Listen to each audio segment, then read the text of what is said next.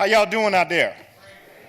All right, we're going to try this again, and then I'm going to give you some context so I can get a better response. I'm a son of the South, Judeo-Christian background, so when I give a call, I expect a response. How y'all doing out there? All right.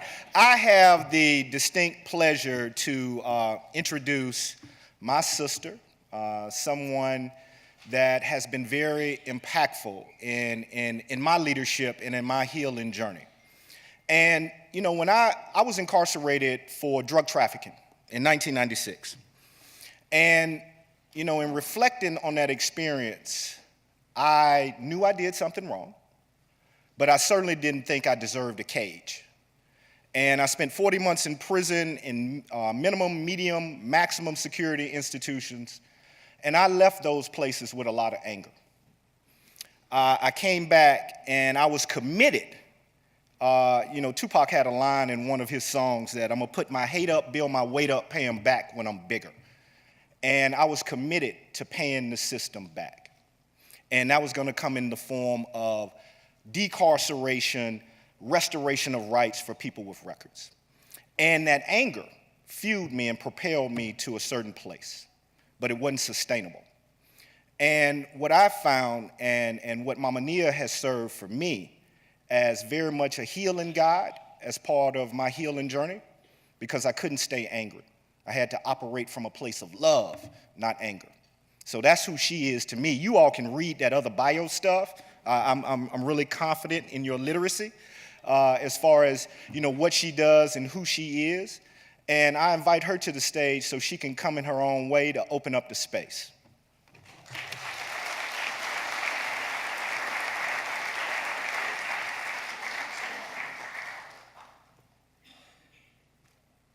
Good morning, everyone. Thank you, Daryl.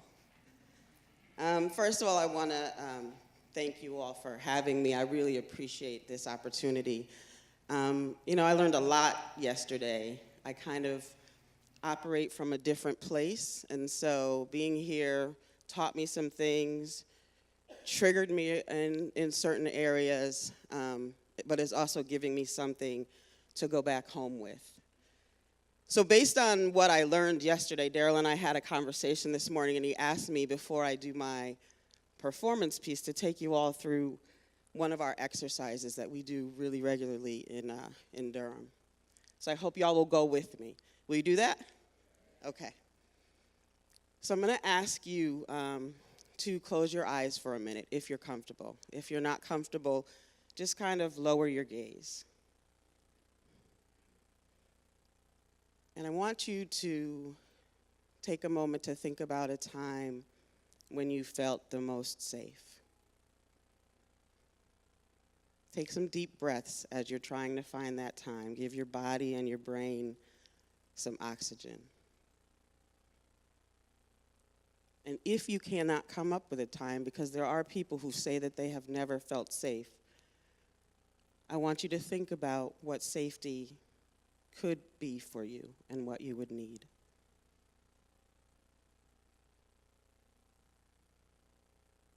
Now take a deep breath and go a little bit deeper in that place. Who is with you? What are you doing? What does it smell like? What does it taste like? I see some smiles happening. Breathe a little deeper and feel what your body is doing in this moment when you are imagining safety. Are you able to relax a little bit? Sink a little deeper into your chair.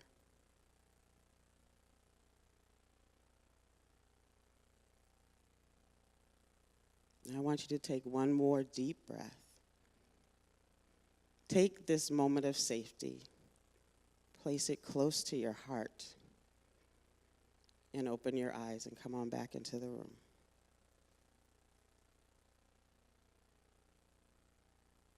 How y'all doing?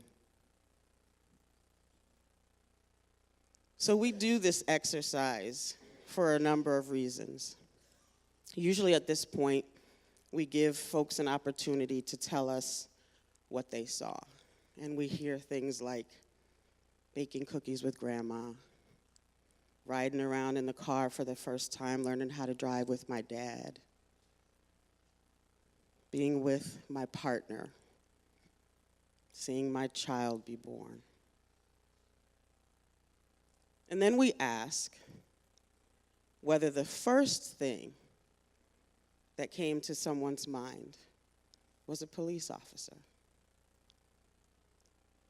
or bars on windows, or ADT signs, or security guards.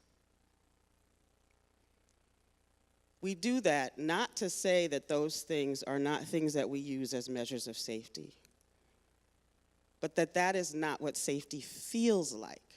Those are tools that have been used. But we've been conditioned to believe that those are the first things that make us safe. And what we know now is that safety comes from us having all of our needs met. To be safe, we need more than just those things.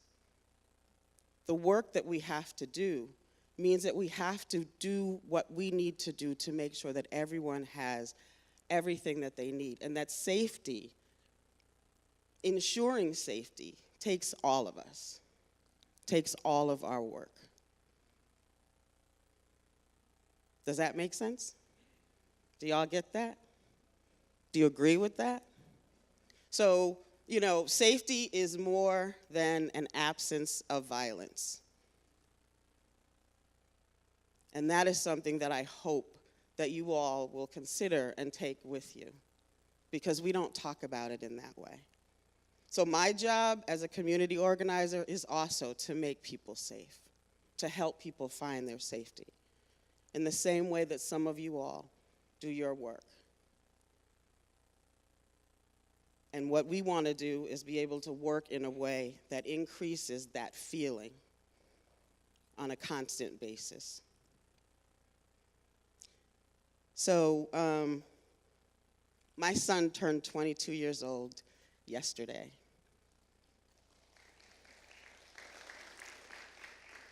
And I dedicate this moment to him. So this group over here, eyes on me. I need you to repeat after me. Don't run. Don't speak. Don't reach. No such thing as routine. Lower my eyes. Lower my voice. Life or death, I have no choice. Don't run. Don't speak. Don't reach. No such thing as routine. Lower my eyes. Lower my voice. Life or death, I have no choice. Right here. Don't run. Don't speak. Don't reach. No such thing as routine. Lower my eyes. Lower my voice. Life or death, I have no choice. Do you all even know what it is to be a Black mother? Equal parts of joy and the biggest fear that I've ever known in my life. When my daughter was born, I counted 10 fingers and 10 toes. I smoothed her curly hair, and I wondered, how would I ever let her go when it was time for her to go on to college or travel the world or have a family of her own? And when my son was born, I did the same thing. I counted 10 fingers and 10 toes, and I smoothed his curly hair, and I wondered, how long could I hold him before they took him from me, before they took him from us? my God. I come to seek what seems to be impossible. My words are not new. I'm not a new thing. I mother a black man, and I'm not the first. But I come just the same in hopes that my son's wrists will only feel the weight of gold and jeweled metallics. This is a prayer no man directly above him has had answered. His educated uncles, they know how tight the cuffs are. And his broad-shouldered grandfathers have stories of incarceration to share. And his father was too black, too strong, too smart, and too beautiful to have escaped the chill of freedom-stripping steel. Don't run, don't speak, don't reach, no such thing as routine. Lower your eyes, lower your voice. Life or death, you have no choice.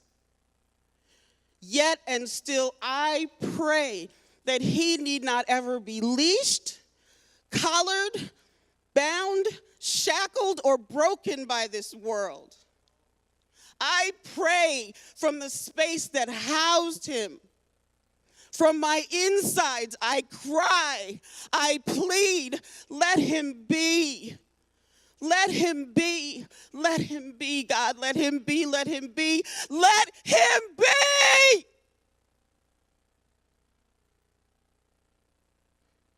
And finally, let my son, Paul Anthony Newman Jr., let my son bury me.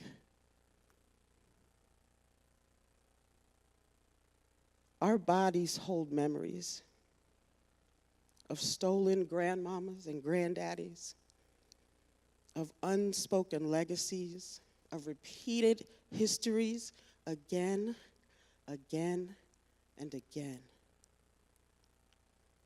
Our birthmarks are remnants of their battle scars. We too resist this war.